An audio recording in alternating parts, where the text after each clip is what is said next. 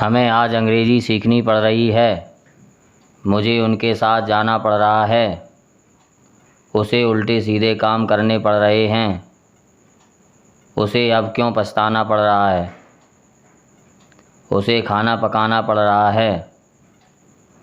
तो आइए देखते हैं इस तरह के सेंटेंसेस को इंग्लिश में बोलने के लिए किस स्ट्रक्चर का यूज किया जाता है।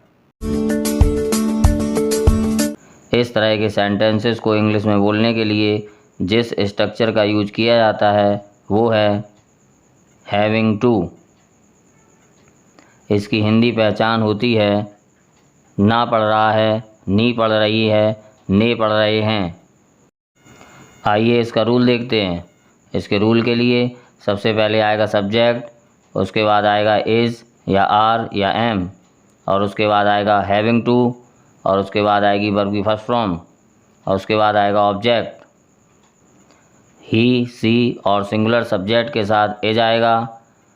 यू, दे, वी और प्लूरल सब्जेक्ट के साथ आर आएगा, और आई के साथ एम आएगा। आइए इसके कुछ एग्जाम्पल्स देखते हैं। हमें आज अंग्रेज़ी सीखनी पड़ रही है।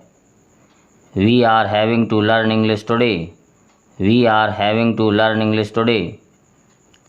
मुझे उनके साथ जाना पड़ रहा है। I am having to go along with them. I am having to go along with them. उसे उल्टे सीधे काम करने पड़ रहे हैं। He is having to do odd jobs. He is having to do odd jobs. उसे अब क्यों पछताना पड़ रहा है। Y is he having to repent now. Why is he having to repent now. उसे आजकल खाना पकाना पड़ रहा है। He is having to cook food now it is. He is having to cook food now it is. Friends, अगर हमें इन्हीं वाक्यों को पास्ट में बोलना हो, जैसे कि ना पढ़ रहा था, नी पढ़ रही थी, ने पढ़ रहे थे, तब हम was were plus having to का यूज करते हैं। आइए इसका रूल देखते हैं।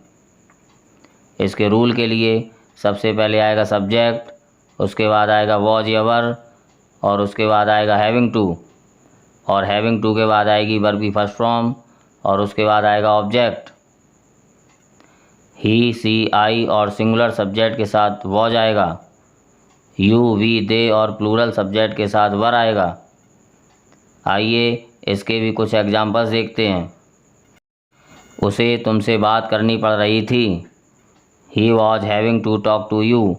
ही was having to talk to you. मुझे बार बार घर जाना पड़ रहा था।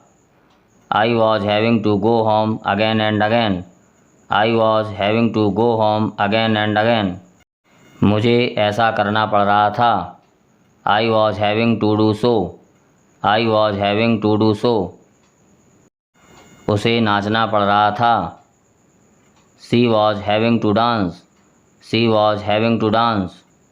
फ्रेंड्स, हम हैविंग टू की जगह बीइंग मेड टू का भी यूज कर सकते हैं, जैसे कि उसे तुमसे बात करनी पड़ रही थी। He was being made to talk to you. He was being made to talk to you. उसे उल्टे सीधे काम करने पड़ रहे हैं। He is being made to do odd jobs.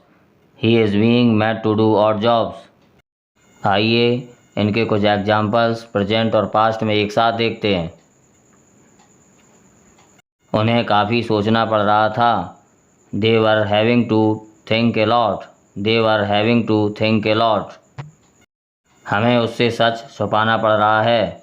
We are having to hide the truth from her. We are having to hide the truth from her. उसे वहाँ अकेले जाना पड़ रहा था। He was having to go there alone. He was having to go there alone. क्या तुम्हें झूठ बोलना पड़ रहा है।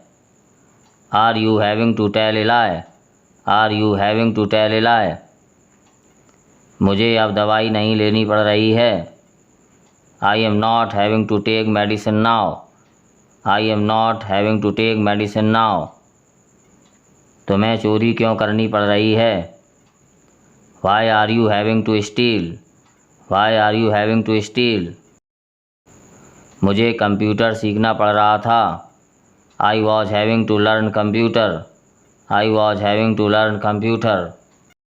तो फ्रेंड्स, आज की वीडियो बस इतना ही। आई होप कि आपको वीडियो पसंद आया होगा और इस स्ट्रक्चर का यूज अच्छे से समझ में आया होगा।